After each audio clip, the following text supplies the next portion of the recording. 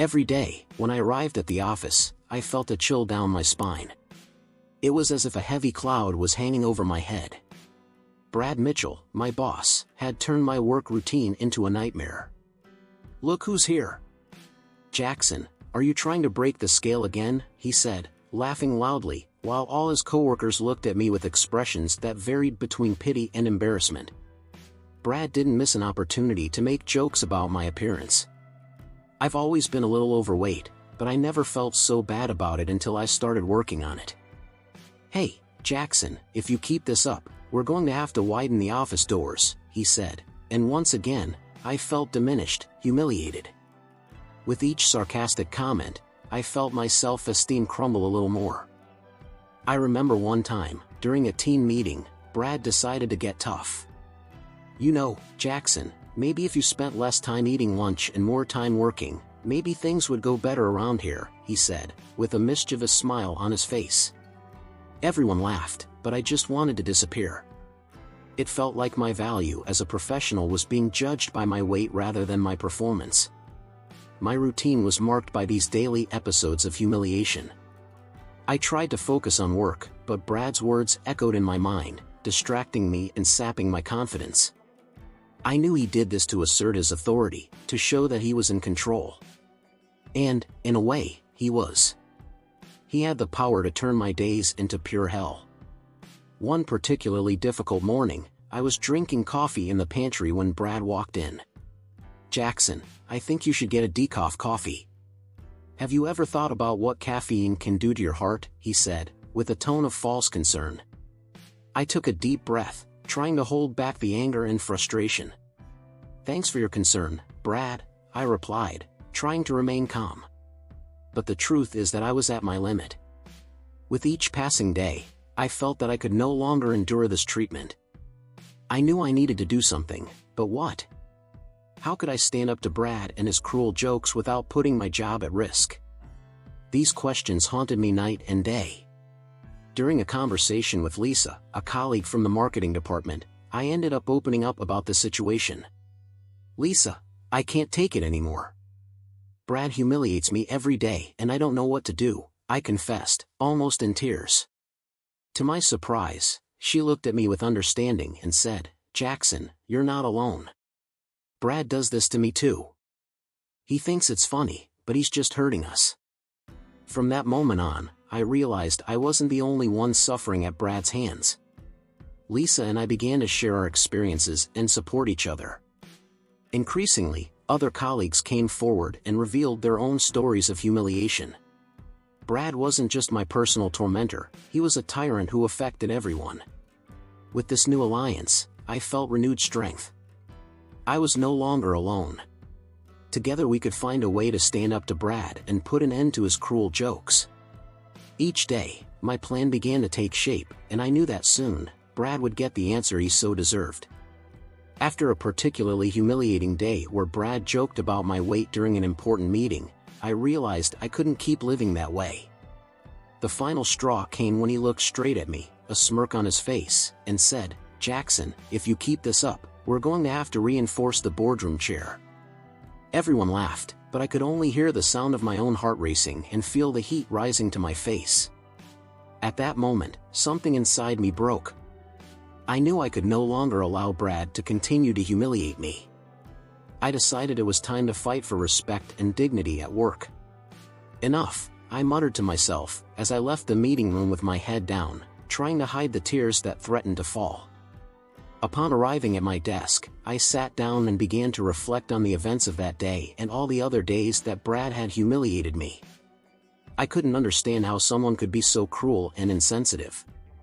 I looked around and saw my coworkers, some still laughing at Brad's jokes, others visibly uncomfortable but silent. It was then that I realized I wasn't alone. If I was suffering, probably others were too. That night at home, I sat at the kitchen table with a notepad and began to make a plan. My mind was racing a mile a minute, but the determination to change that situation was stronger than any doubt or fear. "I'm not going to be the butt of his jokes anymore," I declared into the empty kitchen. The next day, I returned to work with a new purpose. During lunch, I reached out to Lisa, a colleague in the marketing department who I knew had also been the target of Brad's cruel jokes. "Lisa, can I talk to you for a minute?" I asked, trying to hide the nervousness in my voice. She looked at me, surprised, but nodded. We sat at a table far away and I began to pour out my heart. "Lisa, I can't take Brad's jokes anymore. He humiliates me every day and I know you've been there too. We need to do something." Lisa looked at me with an expression of relief mixed with determination. "Jackson, I thought I was the only one who felt this way. Of course I want to help. What do you have in mind?" With Lisa's support, I began to gather information and testimonies from other colleagues who had also been victims of Brad's jokes. Together, we decided that the best way to expose Brad would be during the company's annual meeting, where all the top executives would be present. For weeks, Lisa and I worked tirelessly, collecting evidence and preparing a detailed presentation. Each night we reviewed our plan, making sure every detail was perfect. "This has to be foolproof," Lisa said in one of our preparation sessions. "We can't give him any chance to defend himself." As the day of the meeting approached, my nervousness grew, but my determination remained unshakable. The morning of the meeting, I looked in the mirror and said to myself, "Today, you will regain your dignity. Today, you will show everyone who Brad Mitchell really is." When the meeting started, I sat in the room, taking deep breaths to calm my nerves. I looked at Lisa, who gave me an encouraging nod. It was now or never. When it was my turn to speak, I stood up and began the presentation, slowly deviating from the traditional script to expose Brad's degrading behavior. As he revealed Brad's unethical practices, he could feel the tension in the room rise. Coworkers' reactions ranged from shock to relief, and I could see that many of them were also carrying the weight of daily humiliations. That day, I achieved more than regaining my dignity. I initiated a change in the company's culture.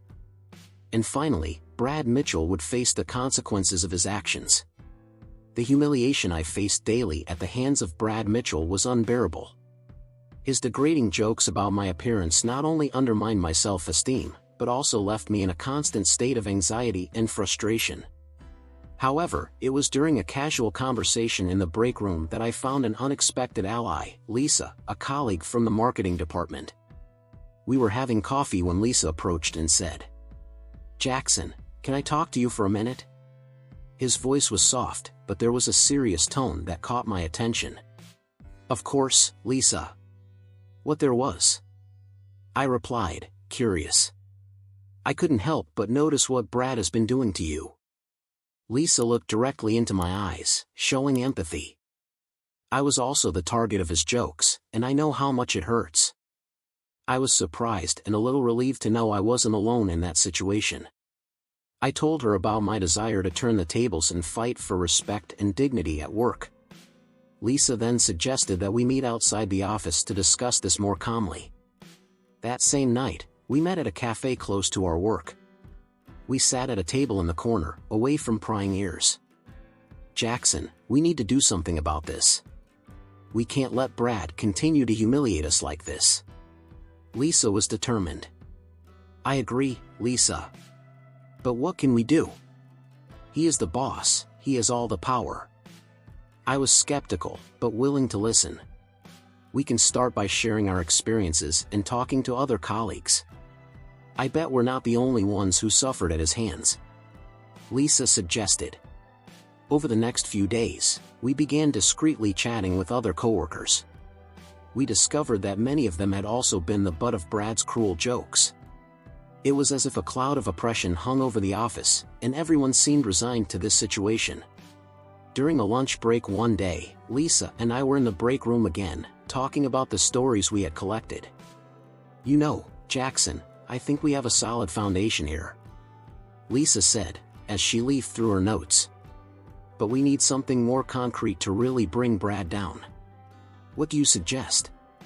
I asked, intrigued. "I have research skills and I think I can find out something more about Brad. Something he's hiding," Lisa said with a gleam of determination in her eyes. "That would be amazing, Lisa. If we get something really compromising, we can expose not only his jokes, but also any other unethical practices he may be involved in. I was beginning to feel a glimmer of hope. Over the next few days, Lisa immersed herself in a thorough investigation into Brad. Using her connections and skills, she began to uncover evidence of financial manipulations and unethical practices that Brad had been carrying out to inflate his own bonuses. Each new discovery was a step closer to our revenge. "Jackson, you won't believe what I found," Lisa said, in an urgent tone, during a late-night call. "What it was?" I asked, anxiously. "Brad is manipulating financial reports to increase his own bonuses. I have documents and emails that prove this," Lisa revealed. "That's perfect, Lisa. With this evidence, we can finally expose who he really is." I was euphoric, feeling that justice was within our reach. Lisa and I spent nights and weekends preparing a detailed presentation. We involved other trusted colleagues who provided additional testimony and evidence. We were determined to make our voices heard and bring justice to everyone who had suffered at Brad's hands. The alliance with Lisa not only gave me strength, but also showed me that solidarity and unity can overcome any tyrant. And so, with renewed hope and a well-planned strategy, we were ready to face Brad and regain our dignity. After sharing our experiences and realizing we weren't alone, Lisa and I knew we needed something more concrete to bring Brad down. One day at lunch, Lisa approached me and suggested that we look deeper into Brad's activities within the company. With her research experience, she was determined to uncover any irregularities that might be hiding in the shadows. "Jackson, I've been thinking, what if Brad is hiding something more serious? Something that could really compromise him," Lisa said, with a determined gleam in her eyes. "Do you think he could be involved in something illegal?" I asked, intrigued. "I don't know, but I'm willing to find out. I have some research skills and access to certain documents that might help us," she replied confidently. We decided that Lisa would begin discreetly investigating. For weeks, she spent hours analyzing financial reports, old emails, and any other documentation she could find. Meanwhile, I kept a low profile at the office, trying not to arouse suspicion. Then, one Friday afternoon, Lisa called me in for a private chat in the coffee room. "Jackson, I think I've found something big. Brad is manipulating the financial reports to inflate his own bonuses," she said, with a mix of excitement and seriousness. "Are you sure?" "This is very serious," I replied, feeling my heart speed up. "Yes, I documented everything. Here are the original reports compared to what was officially presented. The discrepancies are huge," she explained, showing me the evidence. The documents Lisa had found were incriminating. Brad was clearly manipulating the numbers to appear more productive and efficient than he actually was. This not only compromised the company's financial integrity, but also showed how far he was willing to go to maintain his position of power. "We need to tread carefully, Jackson. We can't just bring this up without a well-thought-out plan," Lisa advised. "I agree. Let's document everything thoroughly and involve some trustworthy people who can corroborate our story," I said, starting to map out a plan in my mind. Over the next few days, Lisa and I met with some coworkers who had also suffered at Brad's hands. They were willing to help and provided additional testimony about Brad's abusive behavior and unethical practices. Every piece of the puzzle was falling into place perfectly. One night, as we were reviewing documents at my house, Lisa looked at me and said, "Jackson, we're about to do something big. This isn't just about revenge, it's about justice. We need to make sure everything is perfect." "I know, Lisa. Let's do this the right way. Brad needs to be held accountable for his actions. And we, well, deserve justice," I replied, feeling a surge of determination. With all the documents organized and the statements ready, we began preparing a meticulous presentation. We knew we had a once-in-a-lifetime chance to expose Brad, and we needed to make sure there were no failures. With each passing day, my anxiety grew, but the certainty that we were doing the right thing gave me strength. Finally, with everything ready, we decided that the company's annual meeting would be the ideal time to reveal everything. The tension in the air was palpable, but we were prepared. Our evidence was solid and our intentions were clear. Justice was about to be served, and Brad didn't know what was coming. "We're ready, Jackson. Let's show the world who Brad really is," said Lisa, with a confident smile. "Yes, we are ready. Let's do this for ourselves and for everyone who suffered from him," I replied, feeling a weight lift off my shoulders. And so, with courage and determination, we prepared to face Brad and expose the whole truth. Justice was coming, and we were ready to turn the tide. My name is Jackson Thompson, and for months I was the target of cruel and demeaning jokes made by my boss, Brad Mitchell. He ridiculed my appearance in front of all my coworkers. Each sarcastic comment destroyed a little more of my self-esteem, and there came a time when I simply couldn't stand the situation any longer. I decided I needed to do something about it, not just for myself, but for everyone else who was also suffering from Brad's oppressive behavior. The first person I opened up to was Lisa, a colleague in the marketing department. We became friends as we shared our experiences of humiliation at Brad's hands. Lisa, being an extremely perceptive and research-savvy person, decided to investigate the boss further. That's how we discovered that Brad was involved in manipulating financial reports to inflate his own bonuses. This was unacceptable and gave us the ammunition we needed. We started preparing a meticulous plan. We wanted to expose not only Brad's abusive behavior, but also his unethical practices. We assembled a team of trusted colleagues who were willing to provide additional testimony and evidence. We spent hours after work reviewing documents, compiling evidence, and rehearsing our presentation. In one of these sessions, I remember a dialogue with Lisa that marked a turning point. "Jackson, we have to make sure every detail is perfect. We can't make mistakes," said Lisa, while adjusting the presentation slides. "I know, Lisa. The last thing I want is to give them any reason to discredit us. This has to be foolproof," I replied, feeling the weight of responsibility. "And we will make it.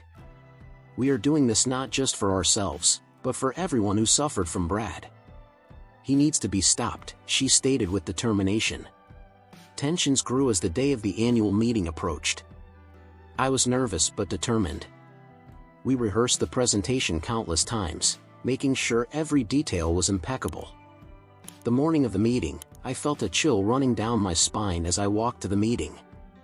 I knew this was the decisive moment. When the meeting started, everything seemed normal. Brad was there, with his arrogant smile, thinking that he would once again be the center of attention and laughter. However, when it was my turn to speak, I deviated from the traditional script. Before continuing with the usual topics, I would like to address an important question, I began, feeling the curious looks of my colleagues. For months, many of us here have been the target of degrading jokes and humiliations. This is not only a matter of respect, but also of ethics. Brad tried to interrupt. "Jackson, this is not appropriate for this forum." But I continued, without hesitation. "It's not just about the jokes, Brad. We discovered that you are involved in manipulating financial reports." The room fell into absolute silence. The CEO, visibly shocked, called for a break in the meeting. During the break, many colleagues came up to Lisa and me, offering their support and thanking us for our courage. When the meeting resumed, we presented all the evidence we had gathered. The CEO announced an immediate investigation, and a few days later Brad was fired for misconduct and financial manipulation. The company began implementing significant changes to improve organizational culture and ensure a respectful environment. Months after Brad's firing, the company was on a path to recovery. Lisa and I were promoted for our courage and integrity. However, the biggest surprise came when we discovered that Brad had been arrested for financial fraud in a wider investigation. Justice had prevailed. I regained my dignity and became a symbol of overcoming and courage in the workplace. More than that, I realized that when we come together and fight injustice, we can really make a difference. The day of the annual meeting has finally arrived. I woke up early, feeling a mix of nervousness and determination. I reviewed my presentation several times the night before, making sure every detail was perfect. I knew there was no room for error. It was my chance to expose the truth and, in a way, seek justice for all the humiliations Brad Mitchell had inflicted on me. When I arrived at the office, I met Lisa and the other colleagues who had joined our cause. Everyone was visibly tense, but also determined. Lisa, ever practical, pulled me aside. "Jackson, are you ready for this?" she asked, looking straight into my eyes. I took a deep breath and replied, "I'm more than ready. We can't continue living and working in fear." Today, that changes. The annual meeting was a major company event, attended by the CEO and all directors. The conference room was packed, and the atmosphere was expectant. Brad, as usual, was sitting at the front, with his arrogant smile, probably already planning his usual jokes. When it was my turn to speak, I walked to the front of the room with my laptop, trying to control the shaking in my hands. I started the presentation according to the official script, talking about the financial results and goals for the next year. However, I knew the real impact would come when I started to deviate from the script. "Now, I would like to address an issue that I believe is crucial to the future of our company," he said, trying to keep his voice steady. I could see Brad watching me with a disdainful look, not realizing what was about to happen. "In recent times, we have been facing a serious morale problem among employees," I continued. "And that, in large part, is the result of the behavior of one of our leaders." The room fell silent. I could feel the tension building as I continued, describing Brad's degrading jokes and abusive behavior. I looked directly at him, who now looked uncomfortable but still in disbelief that I was actually doing this. "These jokes and attitudes not only affect employees' self-esteem, but also productivity and the work environment as a whole," I added. "And this cannot continue." Brad tried to interrupt, but I cut him off. "I've not finished yet." I then showed the testimonies of the colleagues who had joined us, confirming my allegations. The discomfort in the room was palpable, but I knew the final blow was yet to come. Furthermore, I continued, we discovered serious unethical practices that need to be addressed immediately. With that, I began to present the evidence of financial manipulation that Lisa had obtained. With each slide, Brad's expression changed from arrogance to panic. The CEO, visibly shocked, called for a break in the meeting. The atmosphere in the room was one of disbelief and tension. Lisa and the other colleagues came over to support me. "You were amazing," Lisa said, placing an encouraging hand on my shoulder. After the break, the CEO announced that an immediate investigation would be conducted. Brad tried to defend himself, claiming it was all a conspiracy, but the evidence was overwhelming. A few days later, we learned that Brad had been fired for misconduct and financial manipulation. The company began to implement changes to improve the organizational culture and ensure a respectful environment. Lisa and I were promoted for our courage and integrity, but most importantly, we saw transformation in the workplace. Justice had prevailed, and I regained my dignity. More than that, I became a symbol of overcoming and courage for my colleagues. Finally, the daily humiliation was over, and a new chapter began for all of us. I was nervous but determined. The day of the annual meeting had finally arrived, and I knew this was my chance to expose the whole truth about Brad Mitchell. For weeks, Lisa and I worked tirelessly to gather the evidence and build a solid case. Now, everything was ready. As I entered the conference room, I felt a chill down my spine, but also a strange sense of calm. It was time to change the game. The meeting began as usual, with presentations of results and projections for next year. Brad, with his usual air of superiority, was in charge, making his sarcastic remarks and jokes that had long since stopped being funny to me. However, this time, I wouldn't cower in silence. When it was my turn to speak, I started with the traditional presentation. I showed graphs, numbers and financial analyses that I had prepared. Everything was going as expected, until I decided to deviate from the script.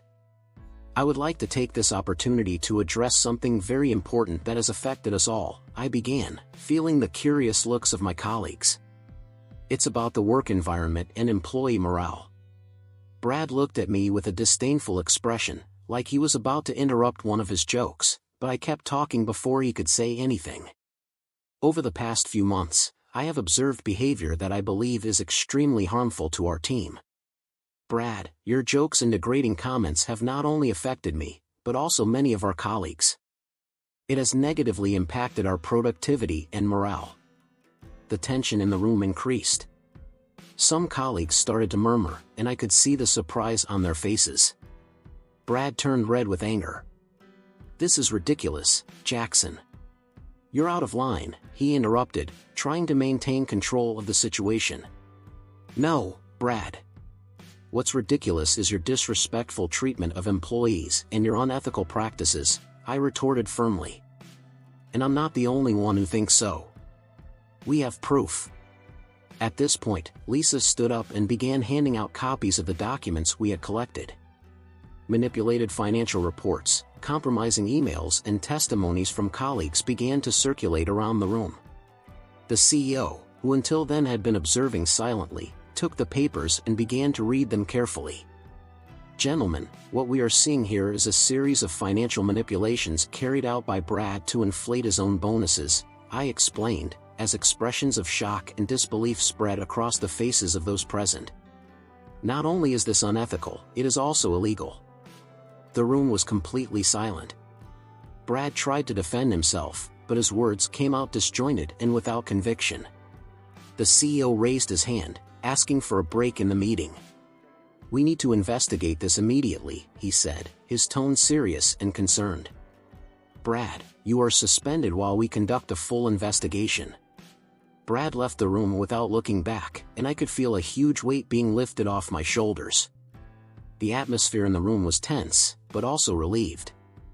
My classmates began talking amongst themselves, expressing their own experiences and gratitude that someone had finally had the courage to stand up to Brad. Lisa approached me and placed her hand on my shoulder. "You were amazing, Jackson. Finally, justice is being served." I nodded, feeling a mix of emotions. "I couldn't have done this without you, Lisa. And without everyone who had the courage to speak up." The days that followed were intense. The investigation confirmed all of our allegations, and Brad was fired for misconduct and financial manipulation. The company initiated a series of changes to improve the organizational culture and ensure an environment of respect for everyone. Months later, the company was on a path to recovery. Lisa and I were promoted for our courage and integrity.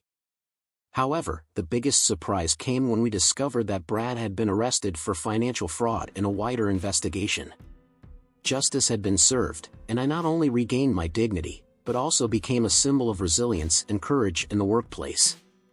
The room was filled with executives, managers, and employees. The atmosphere was charged, a mix of expectation and tension.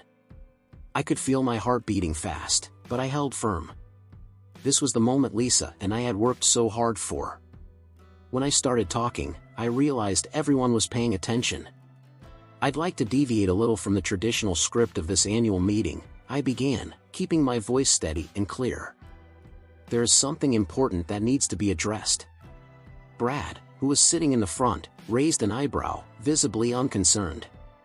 He was so used to getting away with his actions that he didn't even seem concerned about what I was about to reveal. "Over the past few months, many of us here have been the target of degrading jokes and abusive behavior," I continued, looking directly at Brad. "These actions not only affect employee morale, but also create a toxic work environment." The room was completely silent. I could hear some people breathing, while others murmured quietly among themselves. The CEO, Mr. Anderson, leaning back in his chair, looked intrigued. "But that's not all," I continued.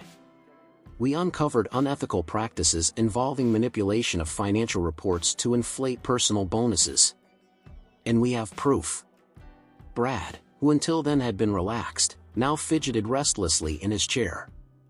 I could see a bead of sweat running down his forehead. He tried to interrupt. "This is absurd. Where's your evidence, Jackson?" Lisa, who was next to me, stood up and began handing out copies of the documents we had collected. "Here they are," she said calmly. And it's not just circumstantial evidence. We have documents, emails, and testimonies from other employees. The CEO picked up one of the reports and started looking through it. His expression changed from curiosity to astonishment. "That is true?" he asked, looking directly at Brad. Brad tried to defend himself, but his voice was now shaky. "These documents are fake. It's all a conspiracy against me." "So you're saying that all these employees, including Jackson and Lisa, got together to falsify documents and lie about you?" asked Mr. Anderson, still in shock. "That seems highly unlikely." The tension in the room was palpable. I could see the impact of my words on the faces of my colleagues. Some were gaping, others looked relieved, and there were those who were clearly in shock. An absolute silence took over the room as everyone processed the information. "Let's take a break," declared the CEO, standing up. "We need to look at this carefully. Brad, come with me." As they left the room, the murmur among the staff increased. Lisa touched my shoulder and whispered, "You were amazing, Jackson. Now just wait." I sat down, feeling a mix of relief and nervousness. The next few hours would be crucial. The pause seemed to last forever, but finally the CEO returned, with a serious expression.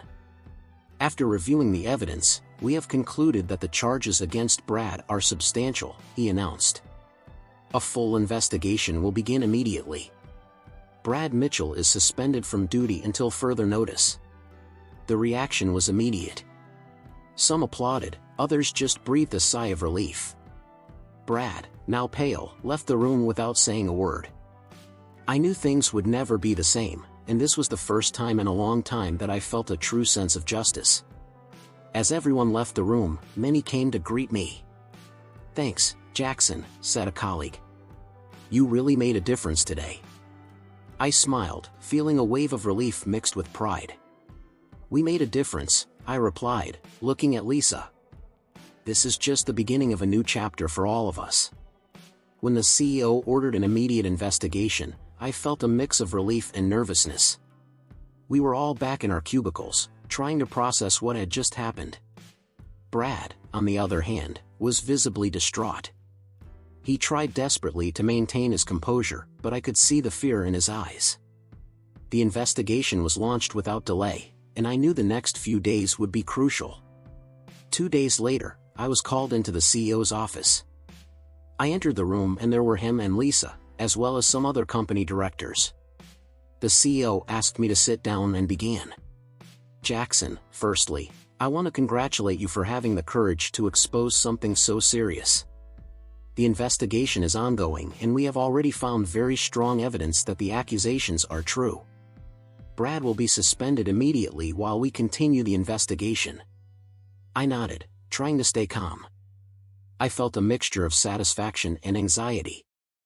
I knew we had done the right thing, but I also knew the battle was not yet won. As I left the room, I found Brad in the hallway. He looked at me angrily, but said nothing.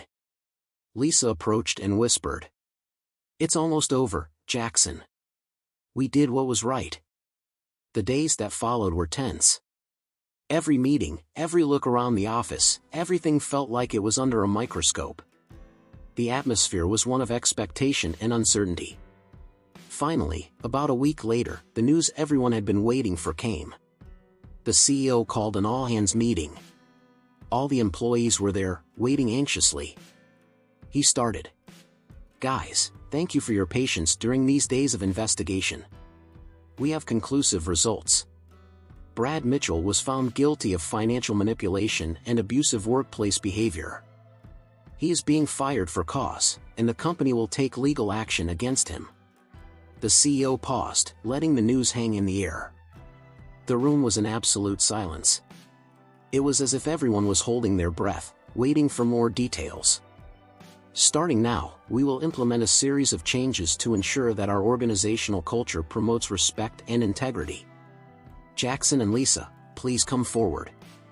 Lisa and I exchanged looks and stood up. We walked to the center of the room, where the CEO continued. "I want to thank you both for your courage and integrity. You not only exposed a serious problem, but you also helped us see that we need to do better as an organization. In recognition of your efforts, I am promoting you. Jackson, you will be the new head of the finance department, and Lisa, you will be the new head of the marketing department." The room erupted in applause. I couldn't believe what I was hearing. Lisa hugged me and whispered, "We did it, Jackson. We achieved." In the days and weeks that followed, the company underwent a true transformation. Policies of respect and inclusion were implemented, and employee morale began to visibly improve. Lisa and I worked tirelessly to ensure the change was genuine and lasting. A few months later, we learned that Brad had been arrested for financial fraud in a broader investigation. The news was the icing on the cake. It wasn't just a matter of justice for me and Lisa, but for everyone who had suffered under his toxic leadership.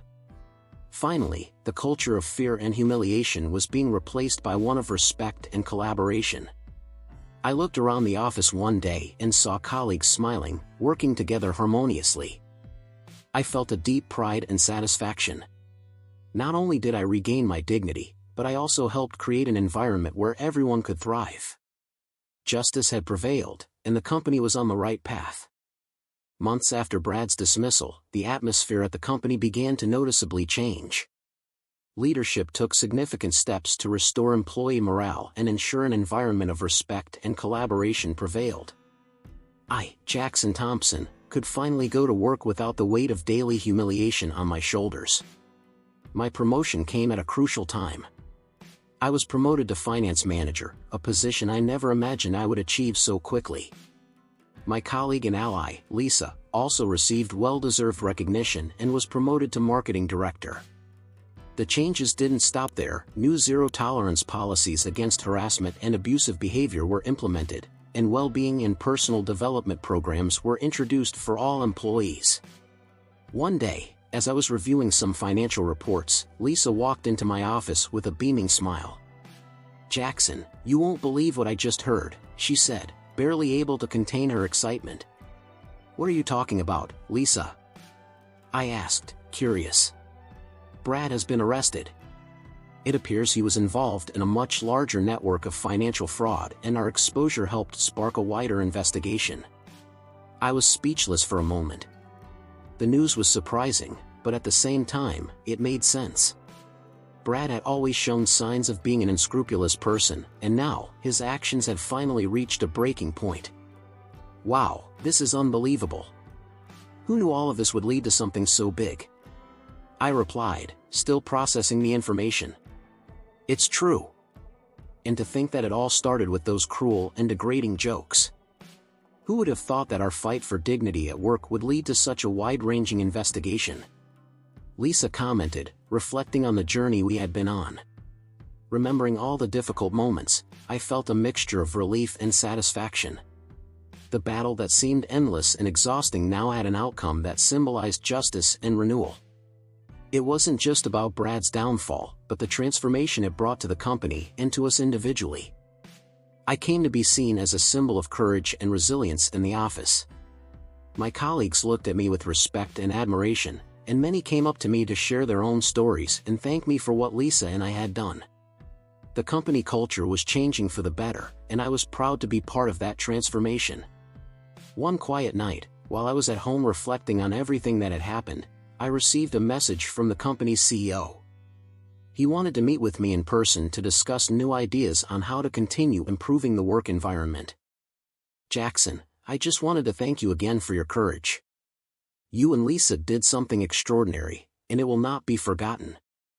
I would like to enlist your help in implementing new programs that benefit all of our employees.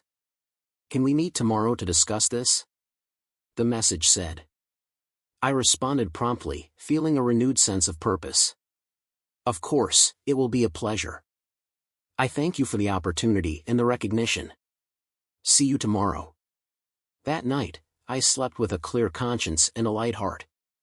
Finally, justice had prevailed, and I was ready to continue on a path of integrity and respect in the workplace. The journey was arduous, but the final twist proved that fighting for what is right is worth it. And so, I, Jackson Thompson, became not just a financial analyst, but a true advocate for dignity and respect at work.